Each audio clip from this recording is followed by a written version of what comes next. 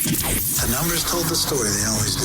It's one of those idiots who believe in analytics. This is a numbers game with Gill Alexander on VSiN. Good Friday morning to you. It is a numbers game at VSiN, the sports betting network.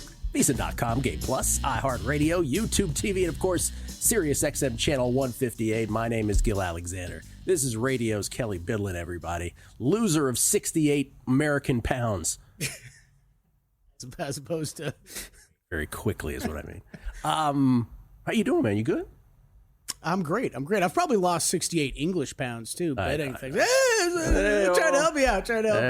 I'm doing great, man. It's Friday. Crew's doing great. Friday.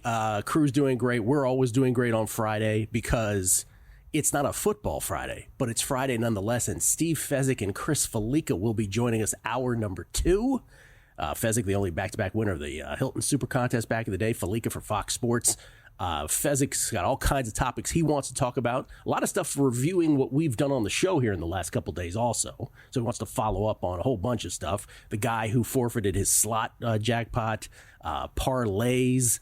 What else is there? Oh, there's a bunch of stuff. We'll get to a lot of good stuff. Yeah. There's no doubt that the Crack Thursdays and Fezzik Fridays have become a little bit of like the political back and forth. Like I make a statement and then I need to follow up on that statement on Friday. The Fezzik follow. Oh, a point counterpoint. Yeah, kind point of thing. counterpoint. Sort of thing. Yeah, absolutely. Yeah. You said I, so I was like, I don't know. You said something specifically that he wants to. No. Oh, okay. Yeah, no. I was just wondering. Jason Weingarten will be here as well. Jason's got a couple things that are. Jason's a funny guy because when he texts me, I can always learn what's sort of annoying him. That's annoying at him, and it's always something random. One, he thinks the Rams are acting like a B when it comes to Matthew Stafford, and he's just ranting about that all day long. Weird. And he doesn't feel like Travis Hunter has any idea about playing two sides of the ball. Like there's really strange things that Jason is really just randomly. It's not strange, but randomly upsetting to him at this point.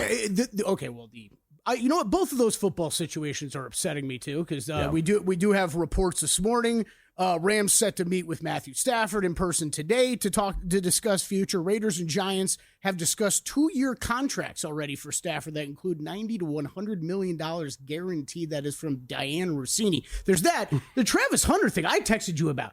Every report I'm seeing out of the combine keeps changing the number of teams that are looking at him at wide receiver or cornerback. He's not playing both ways. He wants to play every snap. He's not playing both ways every down. And then, like one of the interviews I saw with him yesterday, he seemed very dejected or upset about like even the idea of him not playing both sides. Are you trying to kill yourself? I know. Anyway, that's the Jason segment. We almost had it ourselves just there. Are we sure coming up? A whole bunch of good stuff on the show today. But I want to start with tennis plays because we were waiting till the end with the G-Bank Best Bets at the end of the show here, throughout the week. We're on a heater. This is our kind of time of year when this happens. This hard court season, we have hards with a little clay sprinkled in. I made a play that's too far gone now, which was before the semifinals of Dubai. I made a play on Felix Auger-Aliassime at plus 110. I hope subscribers got that. He's up a break in the third set against Quintina Lis. But that's, by the way, why it pays to be a subscriber. Also because you get the best of the lines typically. Also at VSiN.com/picks. Every host, every guest, every sport, all their plays. They're at VSiN.com/picks for subscribers. But when the tours are on the North American side, I can give them to you on the show as well. After our hit on Korea again yesterday, Maya Joint is the play today versus Elina Avanesian. Maya Joint, the 18-year-old Australian. This was a lot of line movement yesterday. This was I had isolated Joint, but the line was minus 139 when I first saw it. I was like, it's a little too high. Next time I looked, it was minus 145. And the next time I looked, it was minus 170 something. I'm like, I can't play this. This is ridiculously out of whack. Then the next time I looked curiously, it was minus 150 something. And then I waited an hour and a half. This was like later. I was prepared to not have a play today.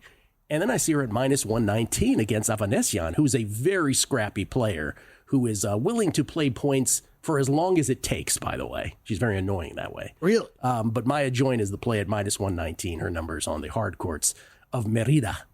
Cowboys primetime. You get another chance to fire up another joint bet. The Laszlo Dejere pick is like the Auger-Aliassime is a futures play, or as the Westgate calls it, something else. But in Dejere's case here, he's a Serbian player. He's got outstanding clay numbers, and they're playing in Santiago, Chile. He plays his quarterfinal match. So while the Oje Aliassime one was before the semis, this one's before the quarters, plus 330. His clay numbers are, this is sort of where the data comes to the fore, because a lot of the other names that are still alive in Santiago, Sebastian Baez, Francisco Cerundolo, those are more known clay court specialists, but Dejere's numbers trump there. So plus 330 to win in Santiago. Last night in the National Basketball Association, did you see the Steph show? Oh, boy, did I. 56 for Steph against the Orlando Magic as the Warriors cover in the end. Just barely, but they do so with a 6-point win on the road at Orlando. Steph loves historically playing at Orlando, and he loves playing on February 27th, we all learned last night as well. But the Warriors win at 121-115, which brings their record since the Jimmy Butler trade. Not that he had a good offensive night last night, because he didn't. But since the Butler trade, the Warriors go to 7-1 now. And Steph, just to sort of give you the historicals on Steph last night, just to be thorough, because I'm, if nothing else, a Warriors nerd. 7-1 ATS, by the way, and that 7-1 run as well. And look at those numbers on the left side of the screen. Third in net rating. You see the ratings on offense and defense, the efficiency numbers. Also, the Lakers there, which we'll get to since acquiring Luka Doncic, their numbers, they had a win last night as well. But on the Warriors side, again, back to Steph, 56 last night, 12 3-pointers, including one at the end of the first half from a step or two above in front of the arc on the other side of the court. So beyond half court by a bit. But 12 3-pointers. Curry had 22 points in the third quarter. He outscored Orlando 22-21 in that frame alone, which turned a 14-point Warriors deficit into a 5-point lead. And then with Curry on the bench to begin the fourth quarter, the Warriors held the Magic scoreless for the first 3:08. Stretching a 5-point lead to 12. Banchero, by the way, scored 41 for the Magic, and nobody noticed. Nobody brings it up. Yeah. But for Steph, most 50-point games after the age of 30, 9. Most 50-point games after the age of 35, 3. He ties Rick Barry with his 14th 50-point game, second all-time on the Warriors, 7th most in NBA history. By the way, Wilt has like 118 of them. It should be pointed out, something like that. That's every NBA record, right? Yeah, but that one in particular, 118 he has with those. And then the most games, he had 12 threes. He now has, Steph does, the most games with 11-plus threes in NBA history, 14 of them, and the most games with 10-plus threes in NBA history, 26 of them. That's the most all-time. And let me just say this. Clay has the most in a game. He has 14 made threes in a game. That's the record. So he has one game of 14, 2 of 12, and 2 of 11. Steph has 1 of 13, now 2 of 12, and 11 of 11. That's wild. Just insane. That's a great stat. That's a great stat. You know what? What's also kind of funny is I'm sure that 14 is under Steph's skin a little bit. You know what I mean? I'm sure he thinks about that every once in a while. I'm sure he does. I'd love to match Clay, Absolutely. or get beyond it. While this was happening, now from a betting standpoint, as we throw up the Warriors and the Lakers since their big trades, the Warriors was a five-teamer, to be technical. Yep. The Lakers was a 3-teamer with Utah. I don't know, man. The Warriors have a lot to be excited about. They are in the midst of a 14-game stretch where 12 of them are on the road, Kelley. And they've gotten through the heart of that now with this big record. And the last 4 games on the road, 3 of them are against, let's see if I have this right. 3 of them are against Philly, Charlotte, and Brooklyn. So they're going to get through this thing, one would imagine, pretty solidly. And if you look at the remaining strength of schedule in the National Basketball Association, the Warriors have the 3rd easiest remaining schedule of Western Conference teams. Only Minnesota and Dallas have easier schedules than the Warriors do in the Western Conference. Meanwhile, the Lakers have the 4th hardest schedule left in the NBA. And really, there's 5 Western Conference teams that have the hardest in terms of the aggregate opponent win percentage. Phoenix, Sacramento, Denver, Lakers, Clippers have the 5 hardest remaining schedules in the NBA. So a lot in the Warriors' favor. And, of course, they're getting back Jonathan Kuminga at some point. So I say to you, sir, a bet because I'm really thinking about it on the Warriors to win the West. I'm not going to say to win it all because I don't want to get that far and not cash. So to win the West, they're about 9-1, 10-1, somewhere in that pocket. Yeah, I can't blame anybody wanting to make a Warriors or Lakers bet right now. I get it. I get it. I think the difference, you pointed out the strength of schedule remaining for Lakers and Warriors. I think that's a big difference. It would definitely be a lean. We would have had this discussion 3 days ago, Gil. I would have said Warriors, Lakers, both of them. I'm not sure about, right? We've gotten to the point now where I think they're still the two biggest wild cards in the Western Conference playoffs. I think they are. But I think the Warriors have started to separate themselves even a little bit from where the Lakers are at. The Lakers are... I do. Some of it's a little smoke and mirrors to me. I think you've heard a lot of this. JJ Redick, a lot of credit to him for what the defense has done and what they've been able to do with the lack of size that they have on the team on this current version of the roster. Third best defensive rating since they acquired Luka Doncic is very impressive. Luka has not shot well since he's gotten there, so you would expect that to get better. But they can't keep up this level of defense, in my opinion, with how this roster is built out. Like you said with the Warriors, you're getting Kuminga back. You're going to see what this team looks like at full strength finally for the first time this season with Jimmy Butler on the roster. Between Jimmy Butler and Draymond Green, these guys can cause absolute havoc for some teams on the defensive side of the ball in the playoffs. They're a major, major wild card. I still like the Thunder to win the West, but after them, Gil, there's no reason that the Warriors can't be the next team. They end up with a 6th seed, which is very possible. Maybe they match up against Houston. Really? You want that young team to play against those guys? No, not at all. I like Warriors in that matchup. And Jimmy Butler's probably the second or third best teammate behind Durant that Curry has ever had. I love it. Are we sure? Next on A Numbers Game.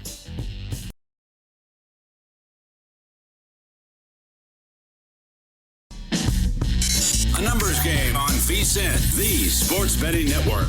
Do you want to bet smarter? I know you do. Start with Smarter Insights. Right now you can check out articles like all 30 MLB team previews from Adam Burke. Man, what an exhaustive enterprise. We just say it in one sentence. It doesn't give it enough credit. 30 MLB team previews from Adam Burke, Greg Peterson's best bets in college hoops, Brian Ortega with his final Oscars predictions, and later today you can check out Zach Cohen's best bets in the NBA, Josh Applebaum's college basketball sharp report, and Steve Makinen's NBA analytics report. All of that at VSiN.com. To get access to all the articles right now, you can sign up for as little as $9.99. Just head to VSiN.com/subscribe to sign up today. We get tweets at Beating the Book. Always appreciate the feedback. Dhiren Narottam, we will address all the parlay stuff with Steve Fezzik a little later on. He was talking. It's fascinating when you do a segment on parlays. Just by the way, we get tweets at Beating the Book. It's so funny whenever you do a parlay segment, you have the contingent of folks who are like, you don't know what you're talking about. I make so much money doing parlays. And it's like, I even offered if they had listened to the clip, right? You know, they just see the headlines, they don't listen. I even offered at the end, I was like, yeah, but in tennis, I kind of do it too. And sometimes it works out very well. Like, so there's that crowd that's like, you don't know what you're talking about. Parlays are the greatest thing in the world. But then you have people like Dhiren who are much more measured, who said, I agree with you guys that playing parlays leads you down a path of despair long term. However, I think that one can be profitable using 2-leg parlays to manipulate the VIG in certain cases, getting plus money pricing. I do this a lot with college basketball. Thoughts? I won't address that now. We will with Steve in terms of how people misplay 2-leg parlays. How about that for a tease? Yeah, that's good. Okay. And there's plenty of good ways to use parlays. Like there's plenty. It's just what we're seeing the most out of the general public betting is irresponsible parlay betting. Yes, correct. It's the way I would put it. But there's always going to be a contingent on Twitter that just can't have that measured reaction. They've got to tell you how much they won. There's a guy who put out a graph of his winnings on parlays in the last 7 days that he was going crazy about. I'm like, yeah, okay, that's great. Congratulations on your 7-day run. Well, and even if it's longer than that, great for you. If it works for you, great. We're just trying to send what the general masses message is happening. Thank you very much. Rick Ollier in my spreadsheet voice. Did you just say joint is too high? She was yesterday. Jeremy Burnett's rando baseball player of the day. Keep betting her. We're going to have some fun with that one, Gil. Jeff G. 5th year in a row it didn't make it. Oh, they were trying to put sports betting and casino gambling on the ballot in Georgia. And he says 5th year in a row it did not make it in Georgia, but make sure you buy them Lotto scratch-offs and Mega Millions tickets. He's not happy about that. Sky High, Kelley is down 68 American pounds, 4.86 English stones. That's correct. 4.86 English stones. Stones. That sounds even better. 20 pounds per stone, I believe, is what he's saying. Okay. Yeah. Or maybe it was 14, something like that. Yeah, something like that. Yeah, I think it's 14. Wise guys wager indeed. He's talking about parlays as well. Anyway, we get tweets at Beating the Book. Always appreciate the feedback. Jeff Cam wondering about the VSiN Watch app where he's trying to get it right now, so he's listening on iHeart. And then the picks page. There's something about, are we not putting the tennis futures plays? Because I don't usually do the futures plays on the picks page, but can we get the tennis futures on there? I feel like the picks page is rigged in favor of the golf bettors over the tennis bettors. Oh, we've heard that before. Yeah, we've heard that before. Yeah, that's true. I don't know what's missing, but we'll make sure. You know why? Because golf also is a 4-day event, and so if you hit a tennis one, it just falls off. Because it's a week or two in advance. True. It's all rigged for the golf bettors. That's true. All right, you ready for Are We Sure? I think Bill got an email I saw in the newsletter, right? He was an email of someone complaining about how the three, I think it was the week probably that Matt and I hit Ludwig, where it was like, how could the three best handicappers in VSiN have losing records? Oh, you guys were like someone was 1 in 9. And yeah, that's awful. That is a lot of my golf weeks sometimes. Look at those golfers. Look at these guys. All right, are we sure? Estamos seguros. Can I finish one last? Can I go mini rant on Lakers real quick? Oh, please. Yes, absolutely. Everybody in the media, this is for you. When you start talking about Lakers stats and how good they've been recently, stop including any of the ones that included Anthony Davis. Like, we cannot point out how good the Lakers defense has been when the team has completely changed. Seismic change in the roster. It's driving me insane, Gill. Sorry. This has been Kelley Bydlon blows a gasket. It's driving me nuts. Okay. But the main point about that, though, getting back to what we were just saying, is you said it off air, which I think is the best way to concisely say it. Besides the Thunder, can you make a clear case for any team being the second best team in the Western Conference, like beyond a shadow of a doubt? And the answer to me is no. Yeah, you can't. 2 through 8 are very bunched, and that's where, like, when you're talking about betting the Warriors or something, I'd rather bet on the upside of what I think the Lakers or the Warriors could be, Gill, than what the Rockets or Timberwolves probably could be. Yeah. All right. And they're in those 8. Are we sure? All right, are we sure? We've got a lot of sports in here. I'm going to go to the NFL rule changes from yesterday, okay? Mm-hmm. Are we sure the rule changes the NFL makes this offseason will put all of our complaining to rest? Are you crazy? No, we're not sure. No. How else? But what are we going to talk about Monday mornings? We're going to complain about all this stuff. Let me go to the opposite side. I was complaining yesterday and it hadn't even happened yet. Yeah, I'm sure that whatever they change, I'm still going to complain about some of the changes they make. All right. Are we sure Cam Ward will be the first quarterback selected in the NFL draft? You know what? I'm not 100% sure. I'm mostly sure, but I'm not 100% sure. Because we just learned Dallas was talking to Tennessee, trying to trade up. You know who they were going to pick, right? Shador would be my assumption. You know what they say about assuming, though. But I'm just saying, there's a lot that can happen between now and the end of April draft. I think some of the conversations coming out of the combine have been very fascinating with, like, the Travis Hunter one. I keep hearing different things about which position. And then Shador Sanders. Like, it is, I feel like I'm hearing some teams higher on him than I thought, like you just said. And then some teams that he seems to be, like, plummeting down their draft board. This is the ultimate example of, we always say, we get it. Why do teams go quarterback crazy in the first round of an NFL draft? Because you're nothing without a quarterback, right? Washington is the greatest example. They hadn't had a quarterback for decades. All of a sudden, one shows up, and then the entire fate of the franchise has changed. Obviously, it's not that simple, but you get the idea. You are nothing without one. So you've got to, you do go quarterback crazy if you're one of the also-rans in the NFL. I get it, but there is no guarantee any of these guys are actually going to be good at the NFL level. And I don't know if Cam Ward or Shador Sanders are going to be any good. Some people say Jackson Dart's just as good as both of them, projecting. So I don't know. No, I'm not 100% sure it'll be Cam Ward in the end. Even though right now he's minus 155 to go first. I know Matt Brown already has. I think I might be getting involved with a Jackson Dart bet at some point. I mentioned it the other day. Yeah, you did. Yep. You did. I think it's more likely than the odds indicate, at least. All right, are we sure Will Levis sees the field next season? No, I'm not. Because you know what? If cooler heads were prevailing, he shouldn't probably see the field. Because we've seen enough, right? Yeah. He's not great at football. Probably. Or, you know what? I think he's a guy that could probably get some run, but it needs to be somewhere else, and it needs to be as a backup situation. That's right. Like, otherwise, he's just ill-advised Billy Levi. Yeah. All right, are we sure Aaron Rodgers will be in the NFL next season? Oh, man. I'm kind of getting sure about it. I don't want to be sure about it. But if Matthew Stafford is gone, doesn't it feel like Aaron Rodgers is like, okay, the Rams are sort of, I don't know how this meeting supposedly is going to go with Stafford today, but it feels like the Rams are in the mode of, well, all right, we don't want to pay Matthew Stafford this, but if we can get Aaron Rodgers for half the price, and we still got these receivers, they won't have Kupp, but they'll have Nakua, right? And they still got good backs. I think he plays. I think I'm 100%. I'm closer to 100% sure on that than I am on anything, sadly. Yeah, I think it's very limited teams that like it makes sense for, but the Rams are one of them. Yeah. And if this Stafford situation continues, I'm with you. I think that Rodgers has a chance. Because the Rams know they're not as good without the trade, quote unquote, of Stafford giving way to Rodgers. They know they're not as good. Yeah. But it's a financial thing. God, I would love to see Stafford go back in Detroit. Like, that's my favorite idea out there. Of just like they do the Goff Stafford trade all over again, and just boom, then you get the quarterback, you're good to go. Okay, are we sure Shai Gilgeous-Alexander will win the MVP? Oh, man, I'm not 100% sure because I think Jokic deserves consideration. It's his best season ever. I'm close to 100% sure. That it's going to be SGA. I was not expecting that. Okay. I'm close to, because I don't trust these NBA voters to do the right thing. By the way, SGA is awesome. It's not the worst thing in the world. It just makes no sense that Jokic wouldn't get it. I know. SGA has one of the more incredible MVP cases that we've seen in a long time.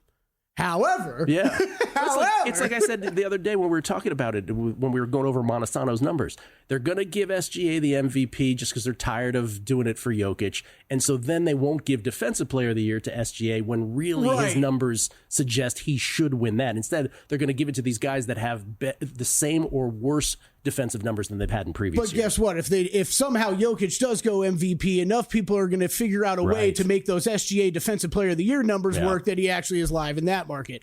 Okay, are we sure Kenny Atkinson has done a more impressive coaching job with the Cleveland Cavaliers than the second shot on the Coach of the Year board, J.B. Bickerstaff, has done with the Pistons? No, it's a great question. We're not sure of that, but Kenny Atkinson had so much buzz about him for so many years to become a head coach that people view it that way. Okay, really quick. Are we sure enough has happened in a week for Janai Broom to move to a -240 favorite?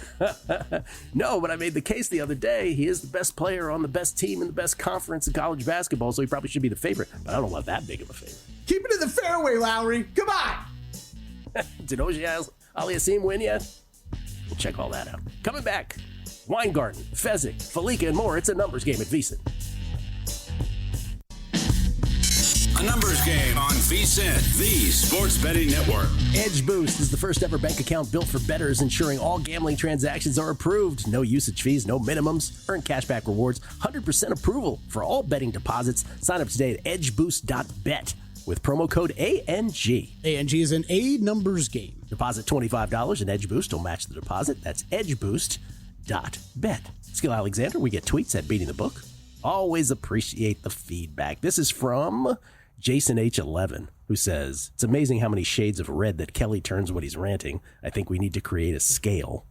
Mikey, Can we get a claw machine update from Jason? Yes, we will get that momentarily. And then Brandon Webb, I don't believe it's the former Major Leaguer Brandon Webb, but it's Brandon Webb nonetheless. Probably is. Talking about the quarterbacks in this year's NFL draft at the top, he says, are we sure that Joe Milton isn't better than any draft prospect available this year? I'm with you, man. I'm totally with you. By the way, Joe Milton can throw a football longer than any human being I've ever seen. I don't know if he has any idea where it's going, but he can. What a cannon for Joe Milton. I'm with you, man. I'm not sure about that. A. Brown, down in Jungle Land, said, nothing is more infuriating than making no-brainer bets on awards markets only to have asinine justification/narratives drive actual outcomes. Like many, I've been burned on Hamlin, Comeback Player of the Year, Wembanyama, Defensive Player of the Year, and again this year will be on Jokic MVP and SGA Defensive Player of the Year at 60-1. That's right. Oh, man. The best is we all can't stop betting them, though, because we think we're right, and there's nothing better than the payoff when you're right. Well, and I love Michael Montesano, and I hope Michael's listening, and I mean this with love. He is so passionate about it, that When he asked me, he said, I was on with you and with Kelley and Joe when you were out. He says, can you watch this? He's like, watch the segment. And I watched the segment, and he was frothing at the mouth, how excited he was and how passionate he is about his numbers. And I worry that he's going to spiral into drugs, depression, and alcohol when it doesn't work out his way. That's how it works. Jamie Leva, golf getting preferential treatment over tennis at the country club. I feel like we need a country club in confrontation, similar to the Anchorman news team skirmish. Have a fantastic weekend, gentlemen. What does that mean? Is there golf first in the Open or something? No. He was talking about how I was saying there's preferential treatment on the picks page. Oh. Yeah. Got it. Were you here early? Got it. Yeah. Kevin Ryan, Gill, are we sure Steve Fezzik isn't a cyborg? We are not sure. He's a robot, has a robot brain. But it's always interesting when it comes to numbers and betting. The hair's robotic. It's always perfect. Yeah, always perfect. Always perfect. Speaking of perfect hair, ladies and gentlemen, it comes to us from under a cloud of smoke in Southern California, courtesy of the Progressive Guest Line. You can follow him on Twitter at Spreadopedia, and he's got a couple things stuck in his craw. It's Jason Weingarten, everybody. How you doing, man? Pretty good. Watching South African Open this morning. It's always nice to get some morning golf on. Yeah. Nothing to complain about today. How's the Cactus League stuff going for you on AM radio? Now all of us have you pictured just in a car driving around town with your AM radio working. It's good. I was doing that yesterday. I almost took a picture for you to show you me driving around with the AM radio on. But Dodgers game, it was like scoreless for like 6 innings yesterday. So I lost some interest in that. Although one thing to point out with the Cactus League stuff, with the Dodgers and the Cubs starting the season, 3 weeks from now, approximately on the 17th, actually it's probably shorter than 3 weeks from now, their pitchers are all accelerated. They're already throwing 50 pitches. Their starters are up 50 pitches. So next time through the rotation, you should expect Dodgers and the Cubs starters to basically get full workloads. Yeah, because the Dodgers and Cubs, for those who don't know what Jason's talking about, play those. Major League Baseball has done this for a long time now. We remember when we were old enough to remember when they first started doing this wacky thing where a couple teams would play a couple games before the rest of the schedule actually started, as a way to globalize the game of baseball, as if baseball needed globalization. It already does have that. Okay, there's a couple things I was mentioning earlier that are bothering you. I hope you don't mind me mentioning. One of which is the way the Rams are handling the Matthew Stafford situation. Why does this upset you so much? Well, it sounds like there's going to be some resolution either today or this weekend, but the whole process, the Rams want Stafford back, but they don't really want him back. And they're also, this is a cap room situation. They have about $41 million in cap room. He wants 50. So they're going to have to make some moves to get under the cap if they want him back. But all the words that McVay and everyone's using, this does not sound like a situation where the Rams want Matt Stafford back. And even if he comes back at this point, you've spent the last month telling him, hey, we'd rather somebody else pay you all the money. We're not bringing back Cooper Kupp. We're not doing all these things you want. I just don't really see it as a viable situation for him to come back. I don't think either side is fully on board with the other at this point. Yeah, you're right. We could see some resolution today, and rumors are, again, if you believe reports, that both the Raiders and the Giants perhaps have a deal in works already for Stafford. So could be resolved as early as today. We shall see. The other one I mentioned that was bothering you is this whole Travis Hunter thing. What is stuck in your craw about that? So Travis Hunter, I think he'll be a top pick. I think he's going to play at least one way in the NFL. I don't know if he's a wide receiver or a defensive back, but I think the idea that he's going to day one be a cornerback and a wide receiver is just absolutely comical. If he's getting that advice, it's bad advice from the people giving it to him. For one thing, he's going to be on a rookie contract. Playing both ways on a rookie contract like that would be insane. But I just don't physically think Hunter or anybody's going to play, upwards of close to full starter snaps on both sides of the ball in the NFL. And like I mentioned to you, people always bring the comparison to Deion Sanders. But, the reality is Deion Sanders had something like 15 targets in his career for the first 5 years and only became a two-way player when he joined the Cowboys 5-6 years into his career, after he'd already won a Defensive Player of the Year, after he'd already won a Super Bowl, when he was the highest paid player in the league. That's when he started playing both ways. And even then, his best year, if you look at like 1995, I think he got like 67 targets. And again, it's playing both ways. You're playing on a Super Bowl team. I'm not saying that Deion Sanders wasn't a contributor and he didn't play great, but the expectations people have that Hunter is going to, get 100 targets and line up at cornerback is just preposterous, I think is the right word.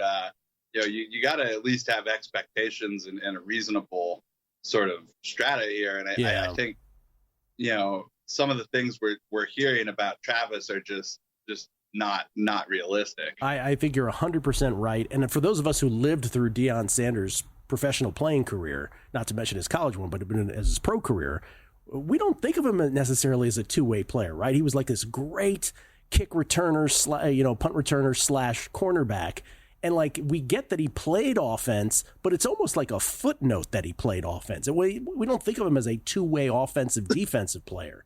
So 100% on that. And by the way, and then later in his career, he just stole money from Dan Snyder. So there was a whole arc to his career. But yeah, I'm totally with you on that. The best point you make is the rookie contract thing. If you are Travis Hunter's agent or friend, the very first thing you say is, bro, if you want to do this, don't do it when you haven't made the big money yet. Like, relax with that for 4 years.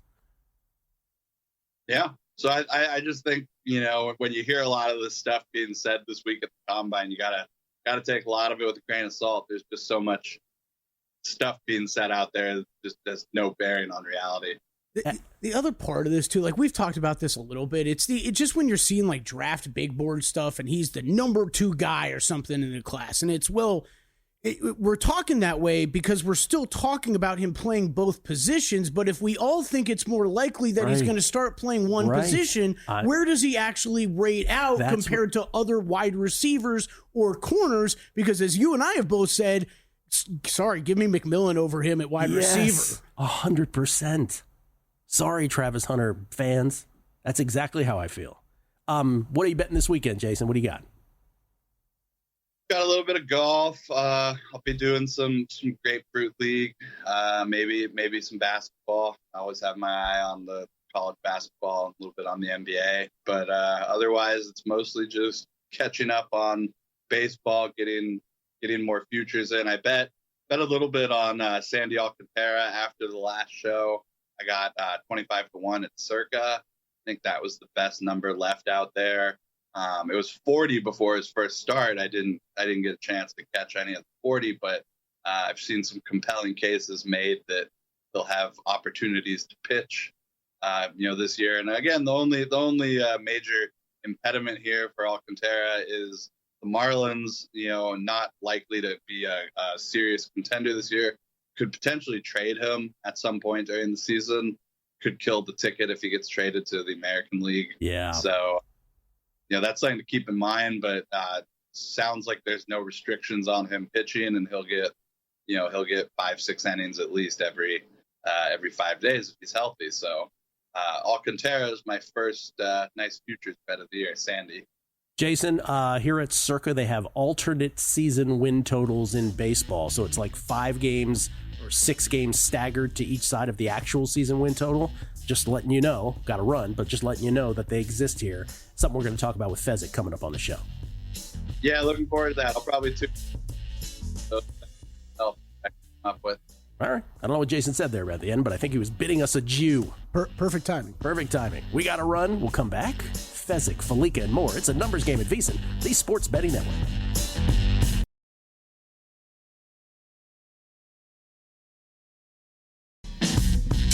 Numbers game on VSiN, the Sports Betting Network. Don't take a swing in the dark. Step up to the plate prepared with VSiN's MLB Betting Guide. This is so good. Get expert tips on how to bet baseball, including a stats glossary to help you break down key analytics. Dive into awards market analysis for MVP and Cy Young and gain a player's perspective on evaluating pitchers from former Major League Baseball pitcher Jensen Lewis.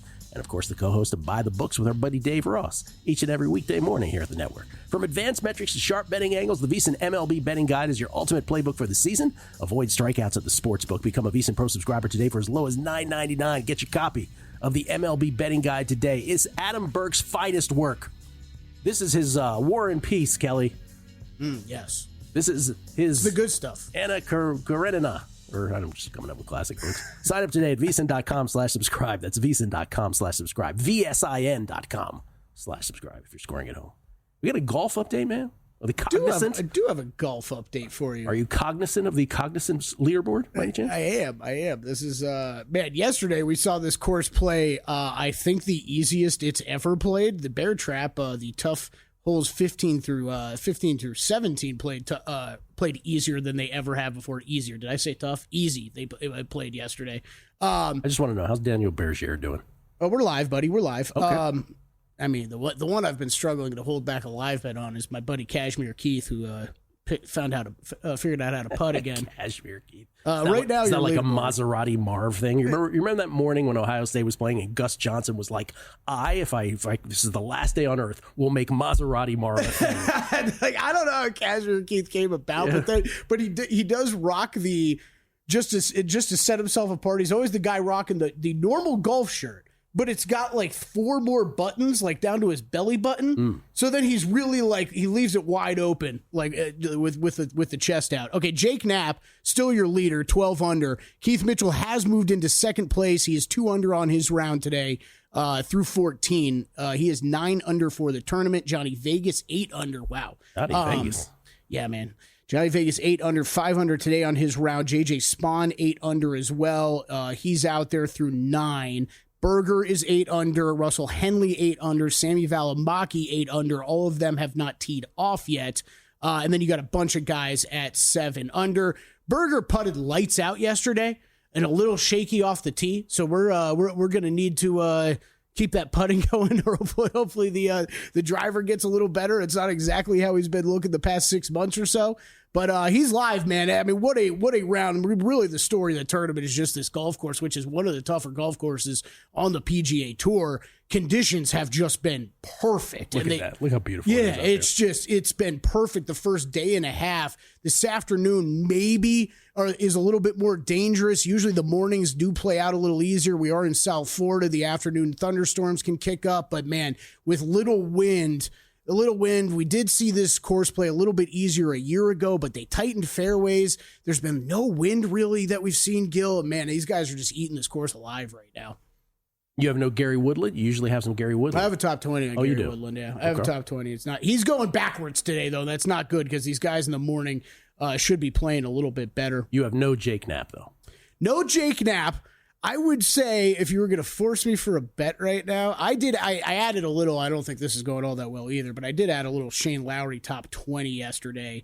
He is even. Yeah, he's even on his round through 11. What is Berger live now to win? Berger is, let's see, let me pull up the odds. The other guy that was jumping out to me is Ricky Fowler. Just looking at the stats, Berger live is plus 650. Plus 650, he's 4 back. It's 4 back, yep. Jake Knapp plus 330, and then it's Berger and Henley, both plus 650. Isn't Berger the best bet on the board right now? Feels like it to me. I mean, that's the course that he played it a million times. I mean, I still like it. I bet a pre-tournament. I would. Henley's had a lot of success here, too. What'd you get the pre-flop? 25? Yeah. 25. Yeah. So I still love that bet. A little concerning some of the stats yesterday, though. Seeing him being that wayward off the tee is not what he's been doing recently. So that concerns me a little bit. I rarely ever say this, or it's been years since I've said this. I do think Ricky Fowler's worth a look. Tee to green, he was second in the field yesterday, only behind Jake Knapp, who was just incredible everywhere. This is. I feel like I'll do a Wishnev here, and I'll say I'll do everybody a favor. I won't bet Berger so that you can win with him. Oh, thanks, man. Yeah, I appreciate it. Because this is Wishnev says this all the time. Like whenever he thinks of something and doesn't bet it, it's like 1,000,001 lifetime, right? Yeah. And in golf, for me, it doesn't usually work out if I bet it, right? A live bet like this. So I will stay off it. You all can win with it. Oh, thanks, Gill. You're the best. Science. Yeah. The other thing I'll say about this tournament is this is one of those tournaments that, and look, I might be a little biased because I covered this for a lot of years, but I don't bring up course history. I don't feel like I weigh it as much as a lot of other golf handicappers, especially when we get into the heart of the season. No, we're not completely there yet, but regardless, course history, I don't weigh as much as a lot of other golf handicappers out there, but I do think this is a bit more sticky at this course because these guys that have played it before, we usually see in the mix. Now, usually the scores are not as low, Gill. so that it's a little easier, in my opinion, to make that to continue scoring lower at this course. So when you see tournaments like this where everybody's going low, it's a little odd to me that the course history is still sticking there with guys like Keith Mitchell, Daniel Berger, Russell Henley, Chris Kirk, Ricky Fowler. All these guys have won or played very well at this tournament before, and they're all in that top 10, top 20 on the leaderboard. So interesting to watch. I think the weekend we'll see some weather roll through at some point. This tournament will toughen up. I know I said that I'm sort of obsessed with Daniel Berger, and the last time we talked about him, I was saying, hey, do you know who his father is? And you correctly said Jay Berger, who was once number 7 on the tour. Do you know what his middle name is? Daniel Berger's middle name? No. F. Just F. F. Daniel F. Berger. So you can fill in the blank. It's legitimately his middle name. F. My dad's a J. Really? Yeah. Just a letter. He's a J, just a letter. It's like a Harry S. Truman thing. I don't know what it is either, but F is just a funny one to have, isn't it? Yeah, it is. By the way, Maya Joint, our tennis play, she's up to minus 128 now. She was minus 127 when this segment started. She's now minus 128. I would not, if you have not bet it yet, I would not let it get past minus 135 at the most. That's around where she should be. So minus 128 is kind of drifting back upwards. But again, we got minus 119 on Joint against Avanesian in Merida, Mexico. So what you're saying is, Daniel, no matter how much you might dislike that first name, don't lose it. Because it would be real awkward if we're going to start calling you by middle name, last name. Daniel F. Berger. Okay, DeJerry, by the way, the other tennis play from earlier in Santiago in the clay court tournament at plus 330 heading into the quarterfinals. Can we get back to the Warriors thing? Because Fezzik's going to come here. We're going to go into like million topics, and so Felico's going to have a bunch of bets. But I am, the whole time after this Warriors discussion, I am really talking myself into a Western Conference play. Let's put it this way. I can't wait, as sort of exhaustive the NBA season is. I can't wait for the playoffs. And we said last year, remember, we're like, oh, I can't wait for the Western Conference playoffs. They're going to be so awesome. And I don't know that they necessarily lived up to the hype. But I do think the dynamic this year is particularly fascinating because while the Thunder are clearly the best team, they are young. And as we talked about with Carl Sack earlier this week, the thing that NBA handicappers will tell you about the postseason is, well, you got to really kind of shrink your rotation. And the Thunder have so much depth that you wonder, is that an advantage, or in some weird way they don't get an advantage in the postseason because everybody else tightens up and they play their players anyway, if that makes sense. Maybe I'm not articulating that correctly. Is that rotations shrink? You end up with the best 8 players typically. Yeah. And so if you're a team like the Thunder that relies on beyond 8, one of your great advantages is how much production and how many minutes you're able to get out of guys 7 through 10. Yes, in an 82-game schedule, that works out. But in a best of 7, I'm not sure that's the greatest thing. And it's a little counterintuitive, right? Because what's the famous Stats by Lopez stat that I always give? In the NBA playoffs, 80-some% of favorites get through. Yeah, but that's usually, front-ended, right, in the first round of stuff. I'll be really interested to see if the Thunder can sustain this throughout the course of a conference playoffs, because people calling it, what are people calling it, the Thunder Invitational? I disagree with that completely. Yeah, I think this is very much of a case though of what you say often. To me, it is. It's a thing until it's not a thing, right? It's a thing until it's not a thing. But what else do I say? I was like, the folks who are too close to the sun on the NBA, the regular season almost hampers you.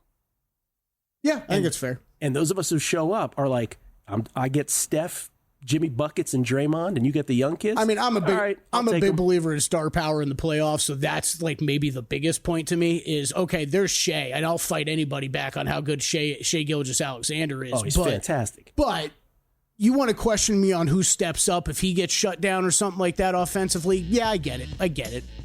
We mentioned this on text the other night. Are you sure Holmgren and Hartenstein work together? I'm sure they'll figure it out. Worst case scenario, one of them's just spelling the other. I took that as a no, not currently. Not currently. All right. Just want to make that point. Thunder with the greatest point differential in NBA history right now. Fezzik on the other side. So many betting topics. Stick around. It's a numbers game at VSiN, the Sports Betting Network.